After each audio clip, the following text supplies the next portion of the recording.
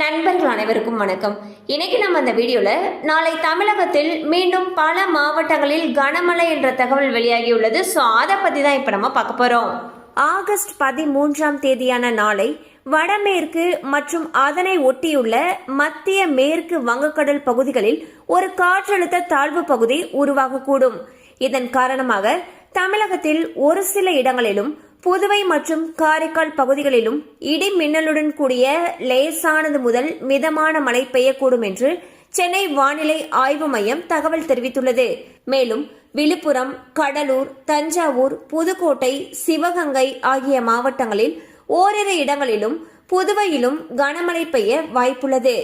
நாளை நீலகிரி, ராணிப்பேட்டை, திருவள்ளூரில் கனமழைக்கு வாய்ப்பிருப்பதாக சென்னை வானிலை ஆய்வு மையம் தெரிவித்துள்ளது.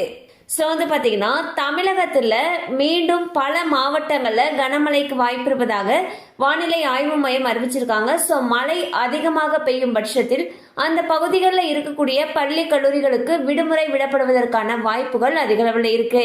கண்டிப்பாக அந்த அப்டேட் உங்களுக்கு பயனுள்ளதாக இருந்திருக்கும் நம்புறோம். மேலும் இது போல அப்டேட்ஸ் உங்களை உடனே ரீச் ஆகணும்னு நினைச்சீங்கன்னா நம்ம சேனலோட தொடர்ந்து இணைந்திருங்கள். தேங்க்யூ ஃபார் வாட்சிங்.